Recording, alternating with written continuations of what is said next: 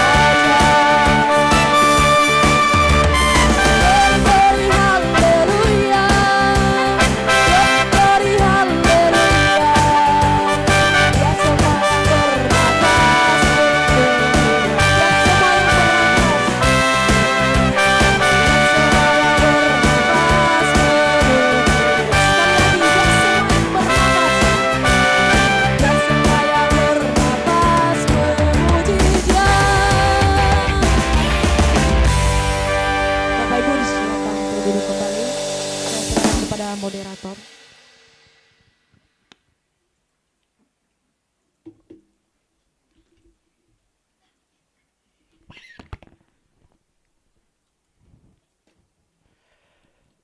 Shalom Bapak Ibu, saudara-saudari sekalian. Masih ada semangatnya, amin. Pergi ke Bali bareng si Yaya, singgah ke Israel sebentar lagi. Jumpa lagi dengan saya, moderator Anda, Gabriel Saragi. Bapak Ibu saudara sekalian, sudah siap masuk ke sesi kedua seminar kita yang luar biasa ini, amin? Yang siap katakan, I'm ready. 1, 2, 3. Sungguh menggebu-gebu. Oke Bapak Ibu saudara, tanpa berlama-lama lagi, saya undang dengan segala hormat Bapak Pendeta Dr. Yehuda Indra Gunawan. Waktu dan tempat saya persilahkan.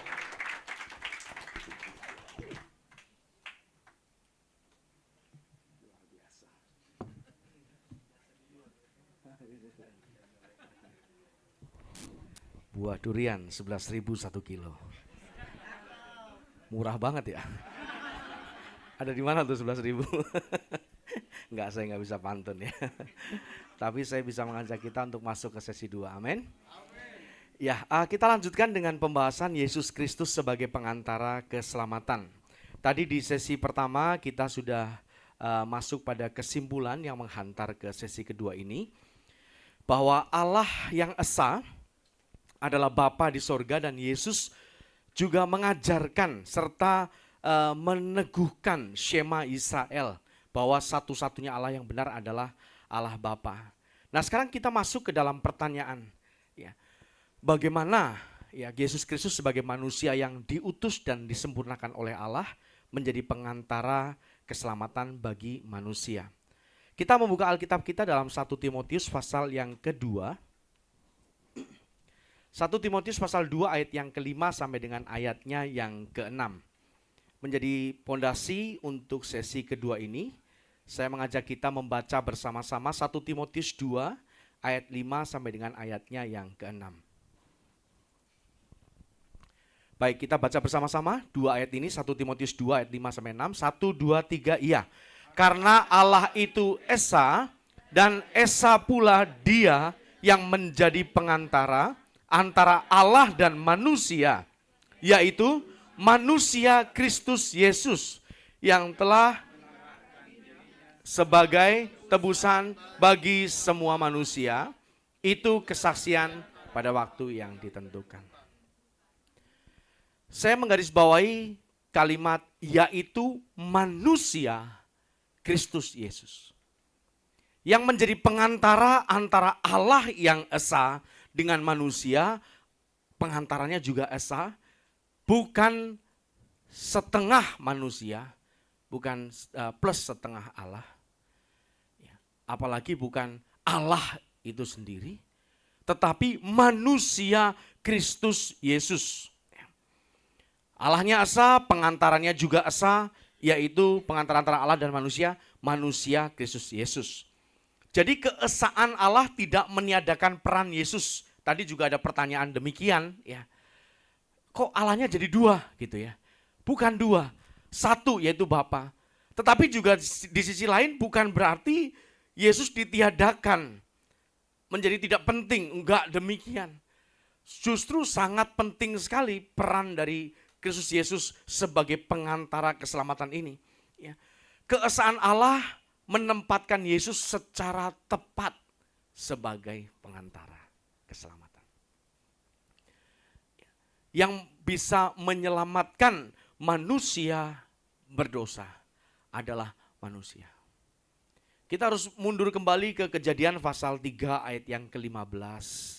Ya, di mana ini dikenal dalam dunia teologi sebagai proto-evangelium atau Injil perdana. Ya. Dalam Kejadian pasal 3 ayat yang ke-15 dikatakan, aku akan mengadakan permusuhan antara engkau dan perempuan ini. Aku di sini tentu Allah, ya, mengadakan permusuhan antara engkau, ular yang dimaksud di sini, dan perempuan ini mengacu kepada Hawa atau manusia pertama, ya. Antara keturunanmu, keturunan ular, dan keturunan perempuan ini.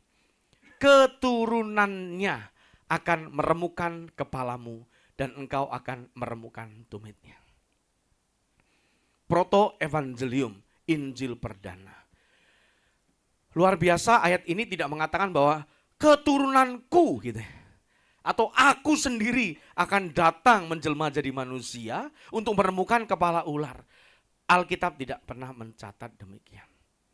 Tetapi Alkitab justru mencatatnya adalah keturunannya, zerah, ya, benih, seed, ya, benih dari perempuan ini yang akan meremukkan kepala ular. Keselamatan berasal dari Allah Bapa atau Yahweh, dikerjakan melalui Yesus Kristus dan diteruskan dalam kehidupan orang percaya yang mengikuti jejak ketaatan Yesus. Dan inilah yang menjadi pola untuk kita selalu perhatikan, ya, dan kita catat bersama.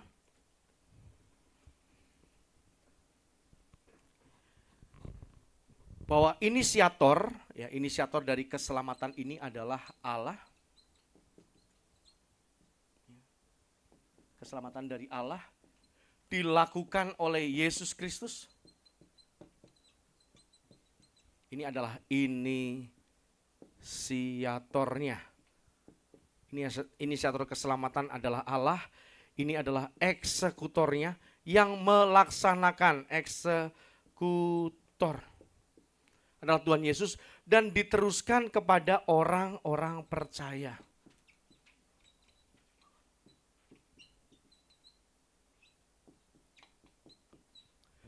Jadi jangan kita hanya berpuas melabeli diri, menamai diri sebagai orang percaya, tetapi kita tidak mengikuti jejak ketaatan Yesus. Ini menjadi hal yang menyedihkan, ya. Sadly but true gitu ya. Menyedihkan tetapi sayangnya kenyataan bahwa orang-orang, ya tidak sedikit orang-orang Kristen yang hanya berpuas diri dengan melabeli diri sebagai orang percaya, tetapi tidak meneruskan, ya, ketaatan dari Yesus Kristus. Yesus berkata begini, sebagaimana Bapa mengutus aku mengutus kamu. Tentu yang kita teruskan, yang kita kerjakan bukan kita mati di atas kayu salib secara harfiah, secara literal, bukan demikian. Tetapi kita mengambil bagian di dalam penderitaan Kristus. Filipi mengatakan demikian, yang ku kehendaki ialah mengenal Dia. Filipi 3 ayat 10 dan 11. Yang ku kehendaki ialah mengenal Dia dan kuasa kebangkitannya. Ya, boleh ditampilkan mungkin. Yang ku kehendaki ialah mengenal Dia dan kuasa kebangkitannya dan persekutuan dalam penderitaannya, di mana aku menjadi serupa dengan Dia dalam kematiannya. Ayat yang ke-11, supaya aku akhirnya beroleh kebangkitan dari antara orang mati. Banyak orang kan mau ayat 11-nya, nggak mau ayat 10-nya. Amin, apa betul? Kok sepi? Betul ya? Betul demikian ya. Banyak orang maunya di ayat 11-nya. Supaya akhirnya aku beroleh kebangkitan dari antara orang mati. Amin? Amin, senang. Tapi coba ayat 10-nya tampilkan lagi. Nah, bersekutu dalam penderitaannya. Ada amin? Amin. Kenceng luar biasa ya. Nanti tinggal dicatat sama malaikat nih. Malaikat catat nama-namanya. Oke, ya kan? Amin kan? Iya. Di mana aku menjadi serupa dengan Dia dalam kematiannya. Ada amin? Ya, lemas sudah kematian misalnya. Atau kebanyakan makan siang. Serupa loh. Serupa dalam kematiannya. Nah, ini. Yesus menjadi pengantara tuh bukan gini, kita duduk manis, diam terus kita jalan tol ekspres masuk surga. No, tidak demikian. Yesus menjadi pengantara, kita harus mengikuti jejak ketaatannya Tuhan Yesus. Jangan kita membuat salah satu atau dua-duanya kesalahan ekstrim berikut. Yang pertama, menggeser posisi Allah Bapa sebagai satu-satunya Allah dan sumber keselamatan. Inisiatifnya selalu dari Allah. Kesalahan ekstrim yang pertama adalah menggeser posisi Allah Bapa sebagai satu-satunya Allah dan sumber keselamatan. Ya, tidak sedikit orang Kristen yang melakukan kesalahan ya dengan mengalami kerancuan ya, antara teks-teks di Perjanjian Lama dengan Perjanjian Baru. Misalkan Yohanes pasal 10 bukan dikontraskan, tapi dikolaborasikan gitu ya, digabungkan dengan Mazmur pasal 23. Ya. Tuhan adalah gembalaku, takkan kekurangan aku.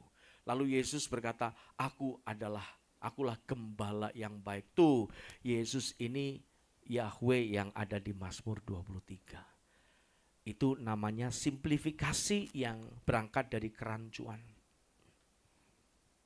Jangan menggeser posisi Allah Bapa sebagai satu-satunya Allah, satu-satunya sumber keselamatan. Ya. Ayat-ayat ini sudah sering dibaca, tapi mari saya mengajak kita memperhatikan lagi Yesaya pasal 43 ayat yang ke-10 dan ayat yang ke-11. Yesaya 43 ayat yang ke-10 sampai ayat yang ke-11. Kamu inilah saksi-saksiku, demikianlah firman Yahweh, dan hambaku yang telah kupilih, supaya kamu tahu dan percaya kepadaku dan mengerti bahwa aku tetap Dia. Sebelum aku tidak ada Allah dibentuk, dan sesudah aku tidak akan ada lagi. Akulah Yahweh, Tuhannya besar semua. Akulah Yahweh, dan tidak ada juru selamat selain daripadaku. Akulah Yahweh dan tidak ada juru selamat selain daripadaku. Pak, kontradiktif dong Pak. Bertentangan dong dengan Yesus adalah juru selamat. Tidak bertentangan ini. Eksekutor. Harus ada yang melaksanakan. Tetapi satu-satunya juru selamat siapa? Bapa. Sumber, inisiator dari keselamatan itu sendiri. Kalau Yesus dikatakan sebagai juru selamat, amin. Melaksanakan keselamatan. Dia tidak mengutus dirinya sendiri, dia tidak berinisiatif. Yang mulia Tuhan kita Yesus Kristus tidak berinisiatif sendiri. Sudahlah, nggak ada orang lain, aku aja deh yang turun. Tidak demikian. Tidak demikian. Bapa yang mengutus dia. Alkitab berulang kali mengatakan seperti itu. Ayat-ayat lainnya, Hosea pasal 13 ayat yang keempat misalnya kita baca. Ini ada cukup banyak ayat ya. Mungkin tidak usah semua. Hosea pasal 13 ayat yang keempat. Tetapi aku adalah Tuhan, aku adalah Yahweh Allahmu. Ya.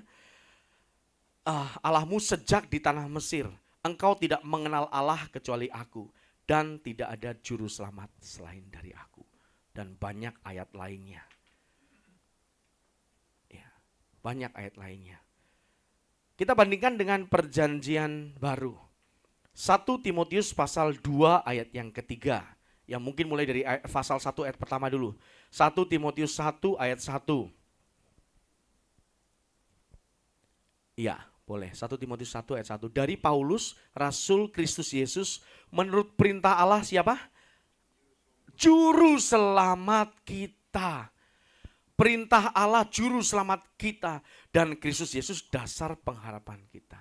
Paulus membedakan ya dua peranan ini. Allah sebagai juru selamat kita dan Kristus Yesus dasar pengharapan kita. 1 Timotius 2 ayat yang ketiga.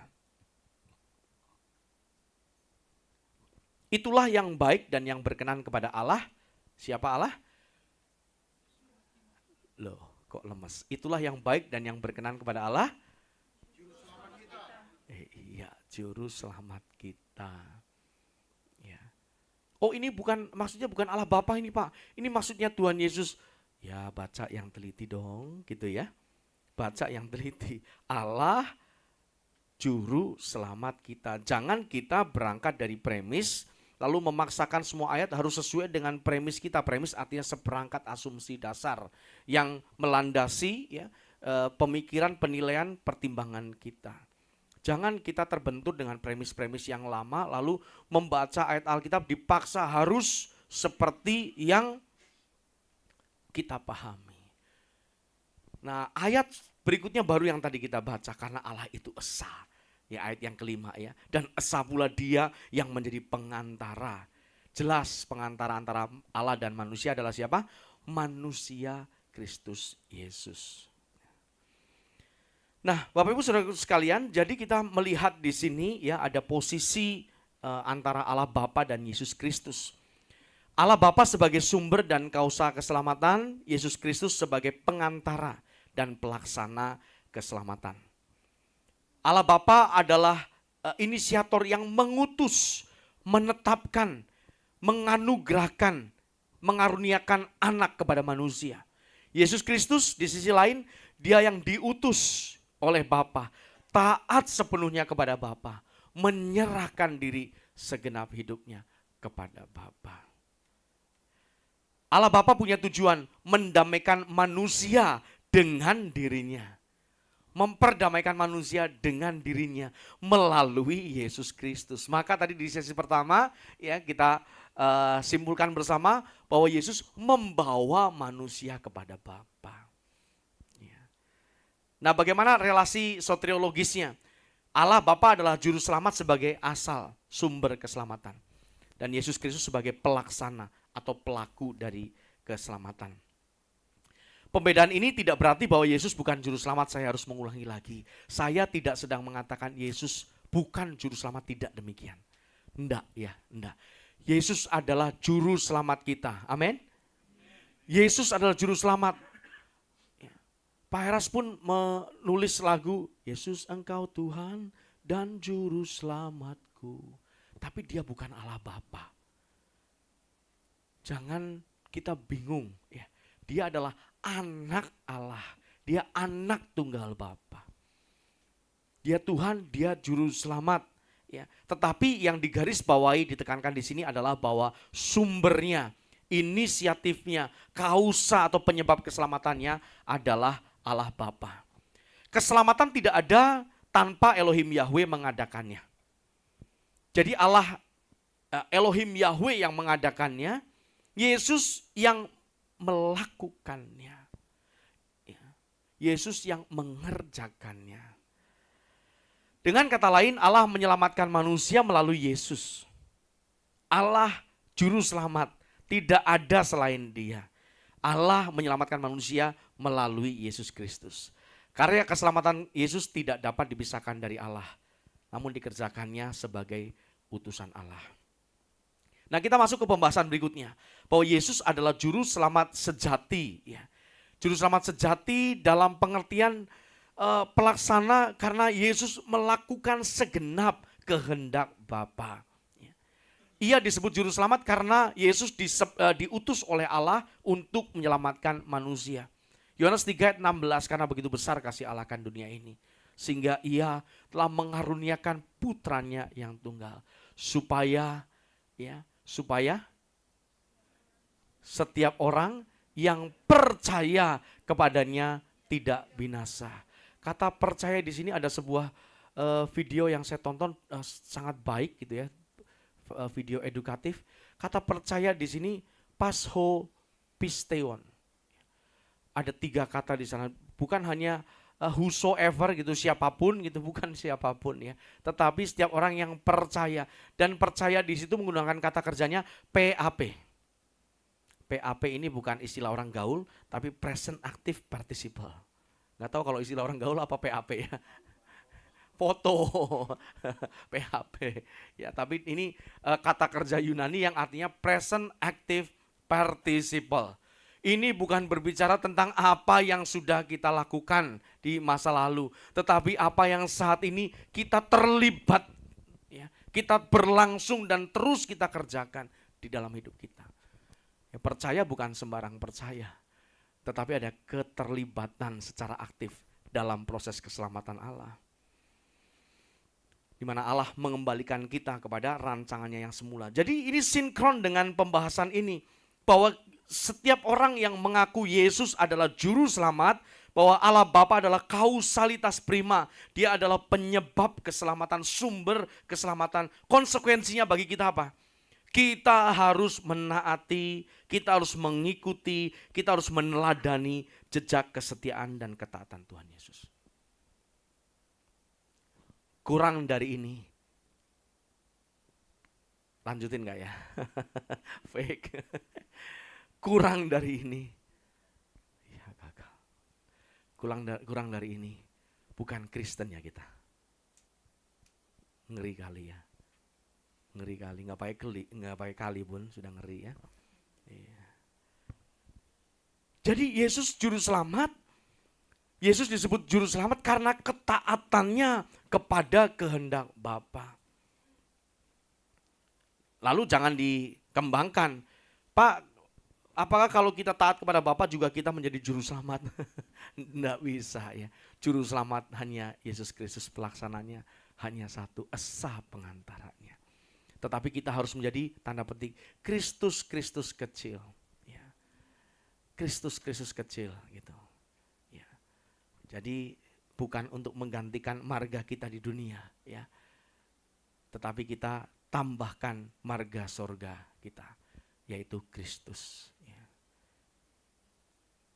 Gitu. Jadi marga, misalnya ada yang sama marganya dengan saya, Purba, ya. Saya Yehuda Purba nih. Pura-pura Batak. Padahal nggak bisa ngomong Batak. Yehuda Indra Gunawan Kristus gitu ya kan. Masing-masing tambahkan gelar ya, namanya apa? Marga Kristus di belakangnya. Tapi jangan cuman asal ditulis buat panjang-panjangin nama. Kita harus menghidupi Kristus dalam kehidupan kita. Ya. Yesus Kristus menyerahkan nyawanya. Dia menjadi anak domba Allah yang menghapus dosa manusia dan menjadi satu-satunya jalan kepada Bapa. Kisah Rasul 4 ayat yang ke-12. Kisah Rasul pasal 4 ayat yang ke-12. Dan keselamatan tidak ada di dalam siapapun juga selain di dalam Dia, di dalam Yesus Kristus. Sebab di bawah kolong langit ini tidak ada nama lain yang diberikan kepada manusia yang olehnya kita dapat diselamatkan. Tidak ada nama lain. Tidak ada jalan lain selain Yesus Kristus. Satu-satunya pengantara. Ya. Jadi kalau bisa atau kalau boleh ditambahkan, Allah yang esa dan Yesus Kristus sebagai pengantara keselamatan yang esa. Pengantaranya esa juga. Bukan cuma Allah yang esa, pengantaranya juga esa. Harus ditegaskan bahwa Yesus adalah satu-satunya juru selamat dan tidak ada keselamatan di luar Kristus. Tidak ada keselamatan di luar Kristus. Bukan berarti yang tidak yang tidak pernah mengenal Kristus otomatis masuk neraka. Keselamatan yang dimaksud di sini adalah memenuhi kualifikasi sebagaimana Allah rancangkan sebelumnya. Allah punya tatanan di dalam dirinya sendiri. Manusia tuh harus seperti ini. Manusia standarnya seperti ini. Nah, yang dimaksud dengan orang yang diselamatkan, orang yang sesuai dengan kualifikasi ini. Segambar dan serupa dengan Allah. Tadi bincang-bincang ya Pak Ketua, Pak Alen. Dalam bahasa Bataknya perilakunya gitu ya Pak ya. Punya perilaku yang sama dengan penciptanya. Ya. Pangalaho. Nah, hari ini saya bisa bahasa Batak. Pangalaho. Ya. Punya pangalaho yang sama dengan Bapa. Terjemahannya luar biasa loh, hebat ya. Horas. Harus horas. Pangalaho ya kan. Kita harus punya pangalaho. Ini orang yang diselamatkan punya pangalaho yang sama. Itu cocok nggak kalimatnya pangalaho yang sama gitu ya dengan Bapa, dengan Jehovah Debata. Wih, ngeri kali ya kan. Nggak pakai kali pun. Jehovah. Harus pakai B ya, Jehovah gitu ya. Jehovah Debata. Yahu bukan, kalau Yahu lain lagi. Yahobu. Nanti yang belakangnya nyaut. Hah? Jehovah. Jehovah. Ya. Jehuda. Ya, harus C soalnya. Jehovah. Iya, Jehovah Debata. Nah, ini keselamatan tidak ada di luar Kristus. Artinya tidak bisa punya pangalaho yang sama dengan Bapa kalau enggak lewat Kristus. Enggak bisa sampai kepada Bapa. Nah, nama Yesus diberikan kepada manusia oleh Allah. Artinya bahwa karya keselamatan melalui Yesus, Yesuslah pengantarannya, tetapi sumber keselamatannya adalah dari Allah. Ini adalah rumusan yang seimbang, bahwa Yahweh adalah satu-satunya juru selamat. Dalam pengertian sebagai sumber keselamatan. Dan Yesus adalah satu-satunya juru selamat sebagai pengantara dan pelaksana keselamatan. Jangan bingung, bukan dua juru selamat kita, juru selamatnya tetap satu, yaitu Yahweh. Ya. Karena Yahweh lah inisiator. Tanpa Yahweh mengadakannya, tanpa Yahweh berinisiatif keselamatan, tidak ada keselamatan. Siapapun yang melaksanakan, tidak akan ada keselamatan. Tetapi karena Yahweh berinisiatif, maka ada pelaksananya, yaitu Yesus Kristus, satu-satunya pengantara kita. Nah, Bapak Ibu Saudaraku sekalian, hal yang kalau bisa kita hindari pembahasannya, tetapi tidak bisa tidak. Dalam hal ini, membahas Yesus sebagai satu-satunya pengantara, suka tidak suka harus masuk ke sini. Bahwa Yesus bukanlah penjelmaan logos secara mistik. Yang banyak dipahami, yang selama ini saya pahami, pada mulanya adalah firman, ya, en arche en hologos. Firman itu bersama-sama dengan Allah dan firman itu adalah Allah. Kemudian dikaitkan dengan ayat yang ke-14, firman itu menjadi sarx, yang menjadi manusia secara mistis. Itu yang dulu saya pahami, ya, dan banyak orang Kristen pahami. Tanpa bermaksud untuk melukai pihak manapun. Ya, logos ini bukanlah pribadi yang menjelma secara mistis menjadi manusia. Melainkan logos, ya, firman artinya. Hikmat, kebijaksanaan, kecerdasan, dan kuasa Allah yang dikenakan atau memenuhi kehidupan Yesus. Memenuhi diri Yesus. Menarik ya untuk memperhatikan dalam bahasa Yunaninya di Yohanes pasal 1 ayat yang ke-14. Sarx egeneto. Ya. Firman itu telah menjadi manusia dalam bahasa Yunani. Sarx egeneto, nanti bisa dicari sendiri dalam teks aslinya. Ya. Nah, mengapa saya katakan ini menarik? Coba kalau mundur ke ayat yang ke-6. Yohanes 1 ayat yang ke-6. Mari rekan-rekan dosen, tendik, dan mahasiswa yang teliti bisa membaca dalam teks aslinya. Yohanes pasal 1 ayat yang ke-6. Bagaimana bunyinya?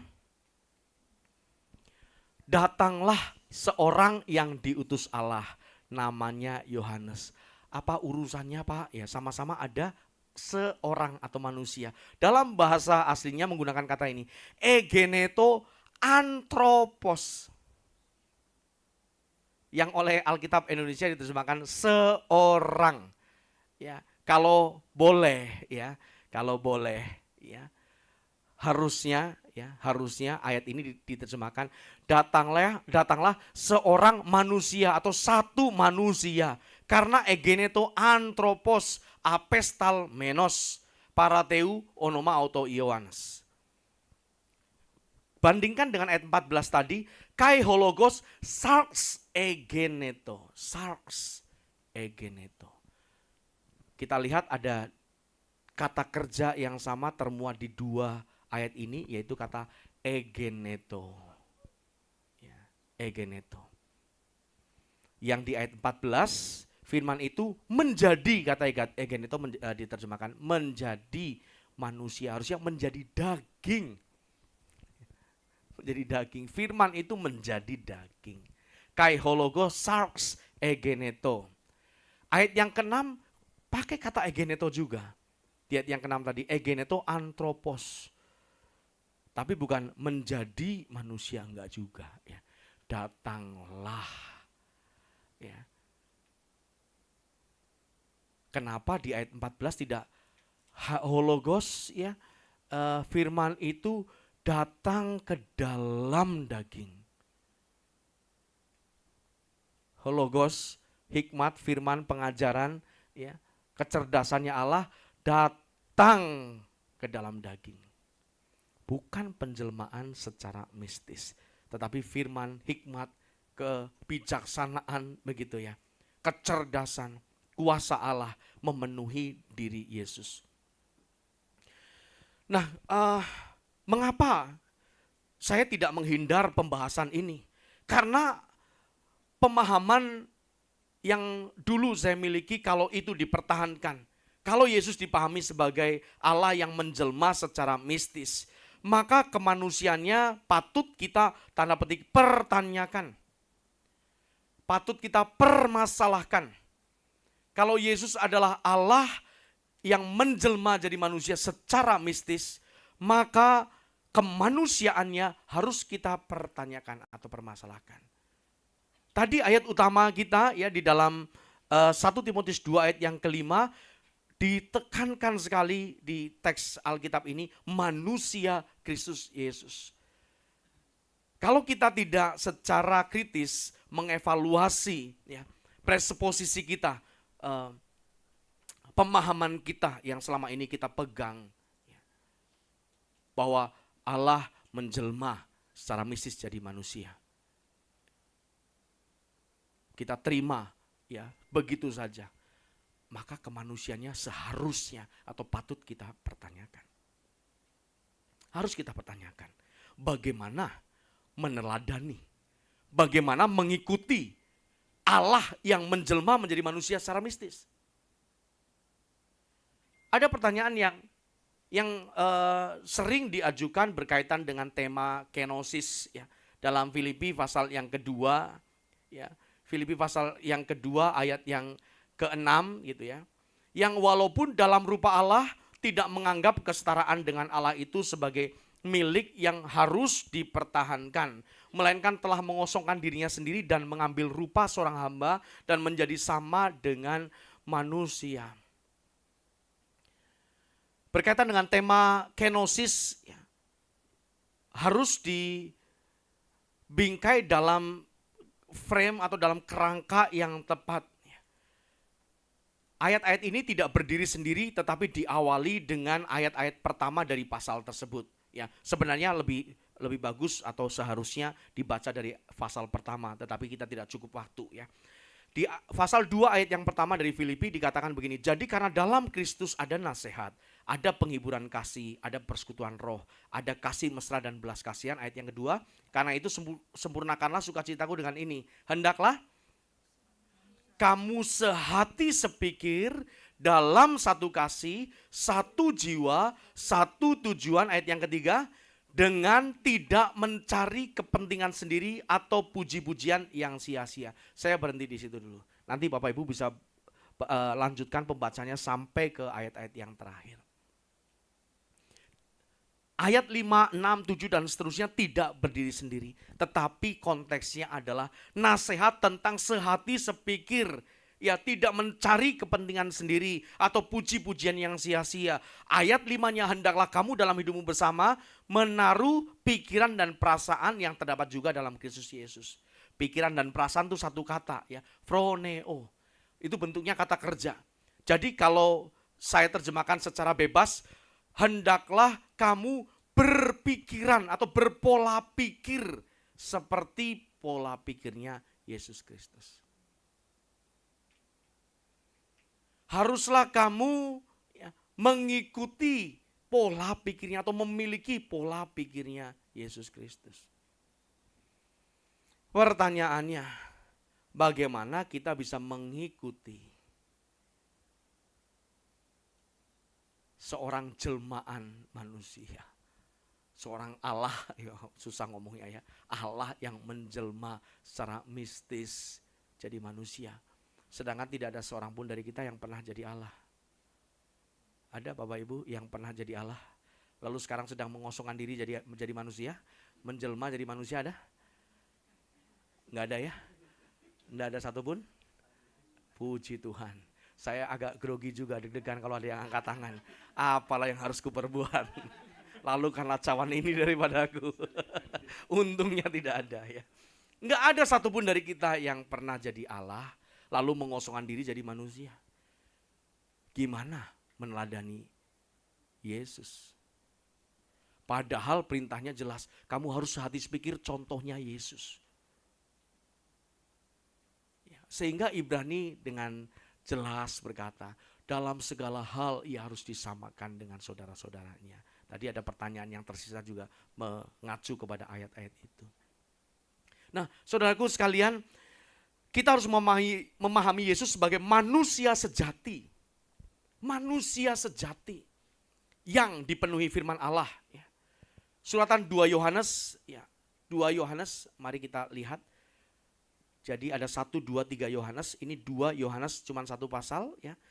2 Yohanes ayat yang ke-7. 2 Yohanes 1 ayat yang ke-7. Sebab banyak penyesat telah muncul dan pergi ke seluruh dunia yang tidak mengaku bahwa Yesus Kristus telah datang sebagai manusia. Itu adalah si penyesat dan antikristus. Jadi penyesat dan antikristus menurut penulis surat 2 Yohanes ini adalah orang-orang yang tidak mengaku bahwa Yesus Kristus datang sebagai manusia. Loh, kalau Yesus datang sebagai manusia, berarti dia Allah dong yang datang turun secara mistis. Akan maksa lagi jadinya ke situ kan. Yesus pernah berkata, kerajaanku bukan dari dunia ini. Dia tidak berasal dari dunia ini. Tetapi dalam Yohanes pasal 17, orang-orang percaya juga tidak berasal dari dunia ini loh. Halo? Amen? Pernah baca Yohanes pasal 17? Kok saya seperti orang aneh? Ayo kita baca deh Yohanes pasal 17 ya.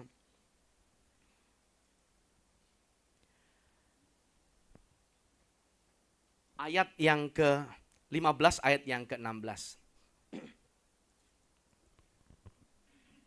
Aku tidak meminta, ini doa Tuhan Yesus kepada Bapa, supaya engkau Bapa mengambil mereka, orang-orang percaya ya, dari dunia. Tetapi supaya engkau melindungi mereka daripada yang jahat. Ayat 16 perhatikan, mereka bukan dari dunia. Sama seperti aku, bukan dari dunia. Berarti orang-orang percaya juga datang ke dunia. Walaupun bukan dari dunia. Bisa diikutin Bapak Ibu. Bukan hanya Yesus yang kerajaannya bukan dari dunia ini. Manusia pun, salah ya, di mana? Oh, di situ ya. Kok ingatnya di sini layarnya? Ya, bukan hanya Yesus yang kerajaannya bukan dari dunia ini, tapi orang-orang percaya pun bukan dari dunia. Berarti kedatangan Kristus sebagai manusia seperti juga manusia pada umumnya.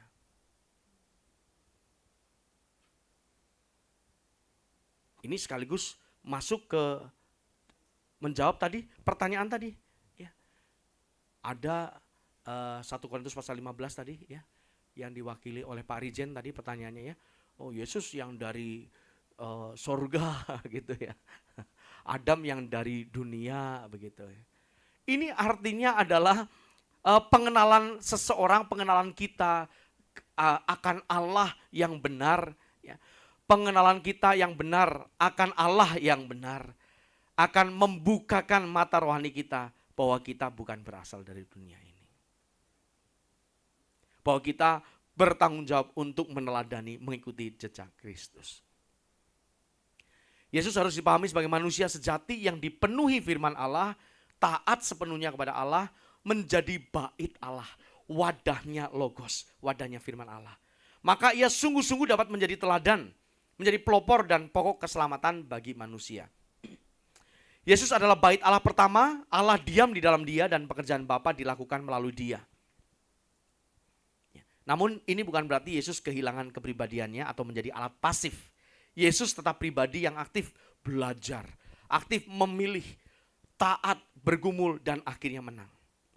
Jadi kenosis atau pengosongan diri, ya, kenoo, bukan pertama-tama dipahami sebagai peristiwa metafisis Allah menjadi manusia atau Allah menjelma secara mistis.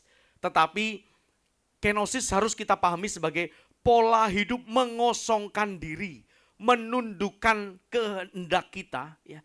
Kita punya kehendak, kita nyungsepkan gitu, kita tundukkan, ya. Kita banting ke bawah supaya kita memiliki ketaatan yang penuh kepada Bapa. Jadi kenosis bukan cuma konsep teologis untuk ya mengenyangkan logika kita, mengenyangkan aspek kognitif kita. Tetapi ada implikasinya yang begitu luas dalam hidup kita. Bahwa kita harus menjadi seperti Yesus. Harus jadi seperti Yesus, memiliki ketaatan yang sempurna kepada Allah.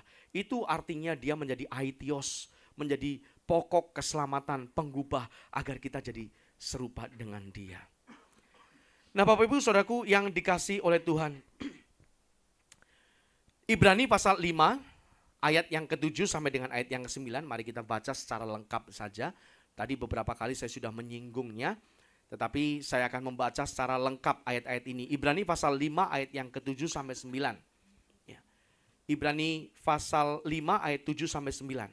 Dalam hidupnya sebagai sebagai manusia, ia telah mempersembahkan doa dan permohonan dengan ratap tangis dan keluhan kepada Dia yang sanggup menyelamatkannya dari maut. Dan karena kesalehannya, ia telah didengarkan. Dan sekalipun ia adalah anak, ia telah belajar menjadi taat dari apa yang telah dideritanya.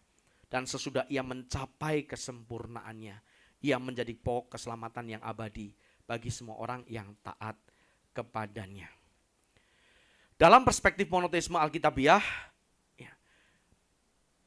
Yesus tidak secara otomatis menjadi pokok keselamatan hanya karena statusnya sebagai anak. Yesus tidak secara mistis, secara instan, langsung otomatis menjadi pokok keselamatan karena statusnya sebagai anak. Pemahaman yang kurang tepat atau yang meleset, yang tidak sesuai dengan apa yang Alkitab ajarkan, punya konsekuensi yang sangat serius. Orang-orang yang meyakini, selama ini pun saya meyakininya begitu. Dulu pun saya memahaminya, Yesus secara otomatis menjadi pokok keselamatan. Tadi ada pertanyaan bukan dalam Lukas pasal 2 ayat 11. Tuh bahkan sejak bayinya pun sudah jadi juru selamat. Pemahaman yang keliru akhirnya implikasinya bagaimana? Konsekuensinya serius. Kita nggak perlu berjuang. Ya, saya udah nerima Yesus, udah otomatis. Ya, saya sering mendengar, ya dikhotbahkan di mimbar-mimbar gereja begini. Enggak, perjuangan kita percuma, kira-kira begitu ya. Ini kalimatnya saya parafrasekan. Kesucian kesalehanmu seperti kain kotor tuh, kutip kitab Yesaya gitu ya. Bukan berarti Alkitabnya salah. Perhatikan konteksnya lagi apa dong di sana. Ya. Allah nggak lihat kesalehanmu, yang Dia lihat adalah korban darah Kristus gitu. Jadi kamu mau sebobrok apapun Allah tetap menerima kamu tuh kan. Gereja, ya nggak semua ya. Tapi nggak sedikit rasanya gereja yang mengajarkan meninabobokan jemaatnya, ya nggak usah berjuang. Tentu pendeta nggak bodoh-bodoh amat Pak, pinter dia. Ya. Kalau ayo jemaat, gak usah berjuang ya. Wah langsung dilempari batu. Apaan nih ajaran sesat? Dikemas dengan bahasa-bahasa yang rohani. Ya, kesalahan kita ya seperti kain kotor di mata Tuhan dan sebagainya. Padahal spiritnya apa? Semangatnya satu. Gak usah berjuang. Kesucian itu instan. Nanti di sorga simsalabim langsung suci. Halo? Benar? Benar atau benul? Benul. Benul atau betar? Benar-benar betul. Kan selama ini kita memikirkannya begitu kan Bapak Ibu Saudara sekalian. Ya. Udah kita di dunia ini nanti pasti surga. Yang Bapak lihat cuman Yesus. Oh ya Yesus ya. You Kristen ya. Oke masuk surga. Ya. Simsalabim langsung suci. Padahal tidak demikian. Ya. Tidak demikian. Saya sampaikan di SK kemarin dengan subjudul Praeksistensi Yesus. Nilaimu di dunia ini bukan saya sebenarnya. Saya mengutip apa yang dikhotbahkan oleh Pak Eras. Nilaimu hari ini, itu nilaimu di kekekalan. Nilai seseorang waktu matinya, itulah nilai dia di keabadian. Kalau nilainya minus, mati masuk neraka. Masuk neraka. Tapi dia Kristen Pak, masuk neraka. Apakah Bapak Ibu menyangka Matius pasal 7 ayat 21 sampai ayat 23 orang-orang non-Kristen di sana yang bernubuat demi nama Yesus, nama Tuhan, yang mengadakan mujizat demi nama Tuhan, apakah itu bukan orang Kristen? Jangan berpikir itu bukan orang Kristen. Itu orang-orang Kristen. Mohon maaf nih ya. Mungkin itu pendeta-pendeta. Mengadakan mujizat kok. Kan nggak banyak jemaat yang bisa mengadakan mujizatnya. Demi nama Tuhan. Gitu. Bernubuat lagi demi nama Tuhan. Kalau berlu buat, nah itu jemaat juga ada lah. Ya lu buat-buat sendiri maksudnya gitu ya. Tapi kalau bernubuat demi nama Tuhan, itu nggak sembarangan Kristen loh. Itu mungkin pendeta, minimal aktivis mungkin gitu ya. Enyahlah engkau sekalian pembuat kejahatan. Aku tidak pernah mengenal engkau. Kenapa? Kenapa Tuhan nggak mengenal? Kenapa Tuhan tidak pernah loh, bukan nggak kenal loh, tidak pernah mengenal kamu. Karena nilai akhirnya di kekekalan nggak sesuai dengan yang ada. Ya, yang pernah Bapak, pernah juga agak susah nih ngomongnya ya. Tapi yang ada di pikirannya Allah.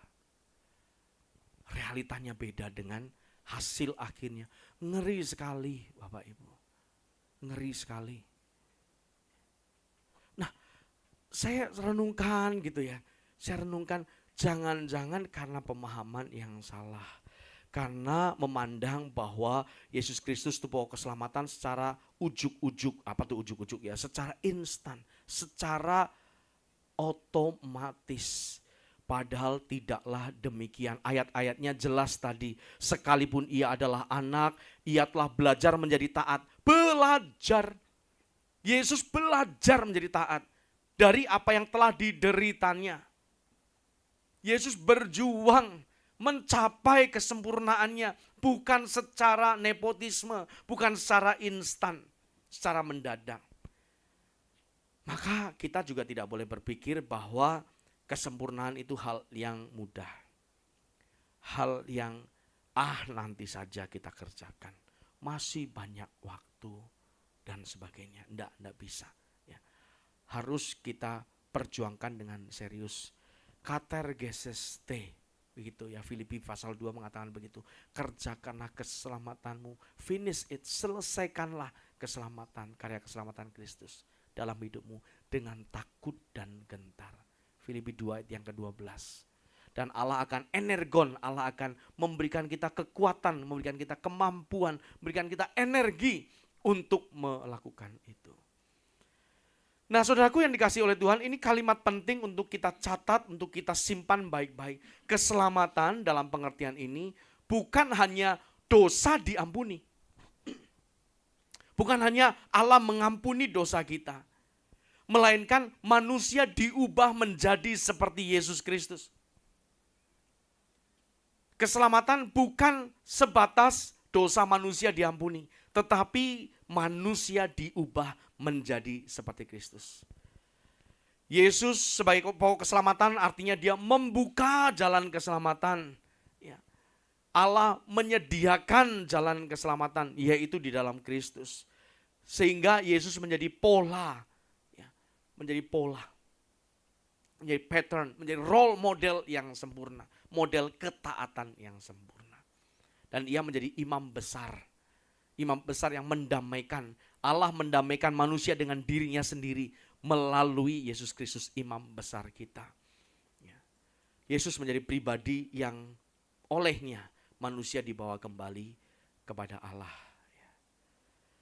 Nah Bapak Ibu Saudara sekalian, kok materinya masih banyak, waktu saya kurang berapa? Moderator, berapa menit lagi sesi? 13 menit lagi, oke baik. Ya saya takutnya nanti waktunya sudah terlanjur habis, masih banyak ini materinya ya. Oke baik, saya lanjutkan, masih ada sekitar 12-13 menit ya. Nah Bapak Ibu sekalian, Yesus sebagai anak domba Allah ini juga terminologi yang bisa kita jumpai ya di dalam Injil Yohanes. Yohanes 1 ayat 29 berkata, lihatlah anak domba Allah yang menghapus dosa dunia. Yohanes 1 ayat yang ke-29 ya. Lihatlah anak domba Allah yang menghapus dosa dunia. Ayat ini tidak mengatakan lihatlah Allah. Nah. Lihatlah Bapa, enggak. Lihatlah anak domba Allah. Hal ini menunjukkan bahwa Yesus adalah milik kepunyaan Allah. Aduh luar biasa. Yesus miliknya Allah. Yesus adalah utusan Allah. Dan korban yang disediakan Allah untuk menghapus dosa dunia. Sebagai anak domba Allah, Yesus tidaklah mengutus dirinya sendiri. Tadi saya sudah sampaikan ya, saya tidak perlu mengutus diri saya sendiri pergi ke toilet. Itu absurd ya. Nggak ada. Saya mengutus diri saya sendiri untuk menjumpai Bapa, nggak ada. Ya. ya saya gitu ya. Tapi kalau Bapa yang mengutus dan Yesus adalah anaknya, adalah utusannya yang diutus oleh Bapa, jadi clear. Ya, jadi jelas bahwa Yesus tidak mengutus dirinya sendiri. Ini bukan inisiatifnya sendiri, tapi inisiatif dari Allah. Yesus tidak menyelamatkan berdasarkan kehendak diri sendiri, ya, terpisah dari Bapa, tidak. Tentu Yesus menghendaki semua manusia selamat, tetapi itulah isi hati Bapa, itulah kehendak Bapa. Dan yang paling penting, Yesus Kristus adalah anak domba Allah, artinya dia menyerahkan diri dalam ketaatan kepada kehendak Bapa. Rumusannya demikian, Allah menetapkan keselamatan. Allah yang menetapkan keselamatan. Yesus menaati penetapan itu sampai mati. Dia taat sampai mati, bahkan mati di atas kayu salib. Lalu kita manusia, apa kita? Nonton aja. Tidak. Kita harus jadi seperti Yesus. Mengikuti ketaatan Yesus. Taat sampai mati, bahkan mati di atas kayu salib. Bapak Ibu Saudara sekalian, ya, tadi ayat utama kita mengatakan 1 Timotius pasal 2 ayat yang kelima, karena Allah itu esa dan esa pula dia yang menjadi pengantara antara Allah dan manusia, yaitu manusia Kristus Yesus yang telah menyerahkan dirinya sebagai tebusan bagi semua manusia. Itu kesaksian pada waktu yang ditentukan. Menjadi pengantara antara Allah dan manusia. Sebuah jabatan yang pada perjanjian lama diemban oleh seorang yang bernama imam besar. Ya, imam besar. Tetapi ada permasalahan, ya. Ada permasalahan buat orang Yahudi. Ya, kalau kita mah tinggal baca Alkitab saja. Di pemikirannya orang Yahudi, imam besar itu harus dari garis keturunannya Harun. Bukan cuman imam Lewi, tapi harus dari garisnya Harun. Yesus dari anak Daud. Garis keturunan kaum Yehuda. Ya. Dari wangsa Daud. Dari garis keturunannya Daud. Maka kitab Ibrani mengatakan bahwa dia menjadi imam besar menurut peraturan Melkisedek. Peraturan yang lebih tinggi daripada peraturan keimamatan. Peraturan imamat, ya, yang diatur oleh hukum Musa. Ini melampaui atau lebih tinggi daripada itu. Karena Melkisedek dalam kitab Kejadian adalah imam dari negeri Salem, ya, dari kerajaan Salem, ya. Dan dia yang menjumpai Abraham. Dan kepadanya Abraham memberikan persepuluhan. Sebelum ada Lewi, ya, Lewi ini orang Israel. Israel itu anaknya Ishak, Ishak itu anaknya Abraham. Nah, ini dari peraturannya Melkisedek itulah Yesus ditetapkan sebagai imam besar. Menurut ketentuan atau peraturan Melkisedek. Jadi walaupun secara Yahudi Yesus tidak bisa dikatakan sebagai imam besar, tetapi di mata Allah dia adalah imam besar, satu-satunya pengantara yang memperdamaikan Allah dengan manusia. Pengantaran Yesus ini tidak boleh kita pertentangkan dengan keesaan Allah. Karena justru karena Allah itu esa, maka manusia membutuhkan pengantara, satu-satunya pengantara yang ditetapkan oleh Allah. Dan tidak ada dalam pribadi lain selain Yesus Kristus. 2 Korintus pasal 5 ayat yang ke-19. Mari kita perhatikan ayat yang sangat penting ini. 2 Korintus pasal 5 ayat yang ke-19. Sebentar, 2 Korintus pasal 5, saya baca di sini aja. Sebab Allah, ya jadi jelas ya, Allah yang mendamaikan dunia dengan dirinya oleh Kristus dengan tidak memperhitungkan pelanggaran mereka. Ia telah mempercayakan berita pendamaian itu kepada kami. Jadi Allah yang mendamaikan dirinya sendiri, ya, dunia dengan dirinya sendiri oleh Kristus. Yesus Kristus mati di atas kayu salib bukan memperdamaikan dunia. Ini penting. Ini penting. Yesus tidak menebus dosa manusia untuk dirinya sendiri.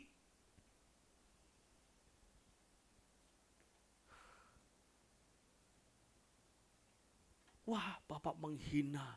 Ini penistaan terhadap kekristenan nih. Penistaan terhadap Tuhan Yesus. Kenyataannya demikian.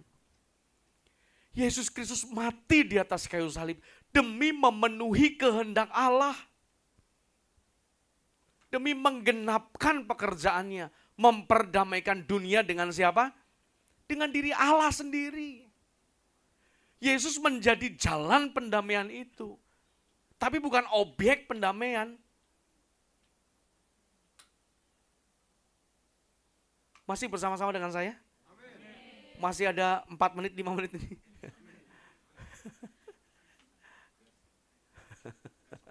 Gas. Enggak sampai malam ya. Waktu saya sampai jam berapa? Sampai jam 21? Oh, enggak ya? 21. Oh 22, 22.30. Oh nambah-nambah. Enggak sampai malam kok ya. Gaspol. Sampai subuh aja gimana. Subjek utamanya adalah Allah. Ya, tujuannya jelas mendamaikan dunia dengan dirinya.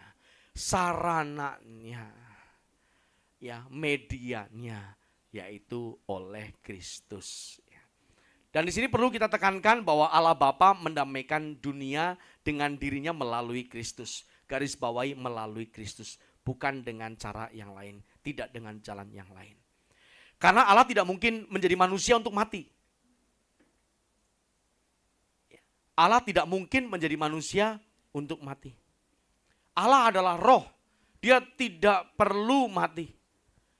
Dan bertentangan dengan dirinya sendiri. Maka Allah mengutus, Allah memperanakan Yesus sebagai manusia sempurna yang dapat melaksanakan karya pendamaian itu. Nah, keselamatan tidak boleh kita pahami sebagai Yesus yang membujuk Allah. Ini relevan dengan beberapa pertanyaan tadi. Seakan-akan Allah marah, ya, Allah ngambek, gitu ya, Allah murka, terus dibujuk, ya, dibujuk-bujuk. Udahlah, Allah, Bapak, jangan marah deh.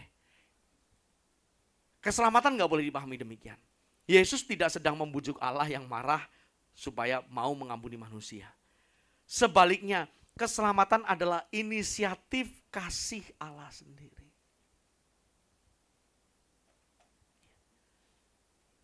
Subjeknya adalah Allah.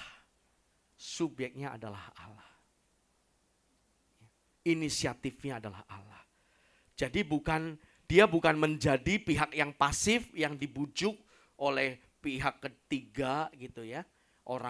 Pihak ketiga ini Allah bermusuhan dengan dunia, lalu ada pihak ketiga yang membujuk-bujuk, ayolah jangan ngambek, jangan marah. Tidak demikian. Sebaliknya justru Allah sendiri yang berinisiatif karena Allah adalah kasih. Sehingga dia mengutus anaknya melalui Yesus Kristus, dia mendamaikan manusia dengan dirinya sendiri.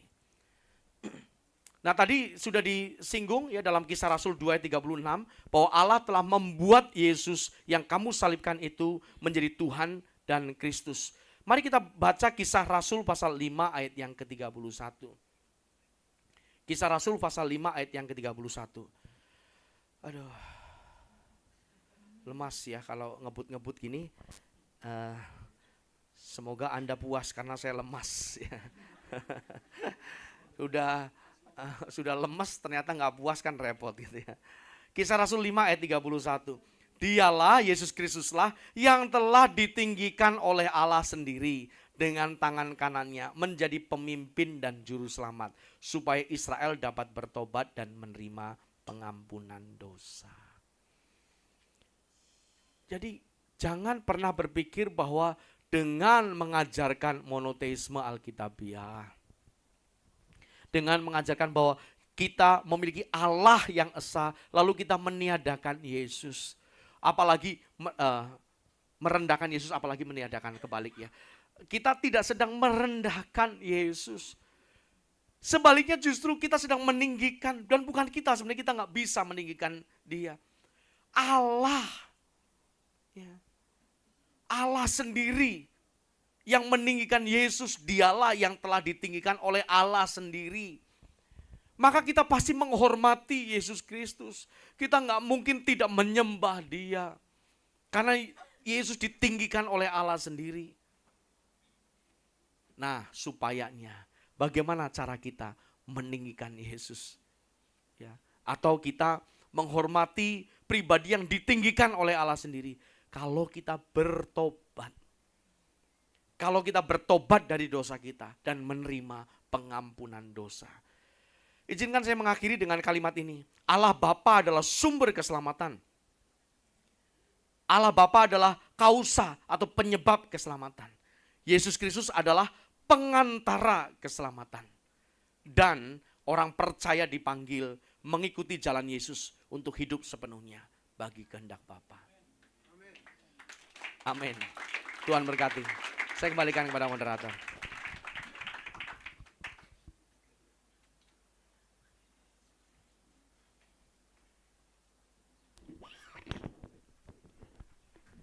Beri kemuliaan bagi nama Tuhan selagi Bapak Ibu Saudara. Terima kasih buat Bapak narasumber yang telah menyampaikan materi dengan sangat baik. Bapak Ibu Saudara-saudari sekalian, tiba saatnya kita akan break sejenak selama 15 menit ke depan. Bapak Ibu Saudara sekalian bisa menikmati minuman yang telah disediakan oleh tim konsumsi. Dan kita akan kembali di ruangan ini pukul 14.45. Terima kasih.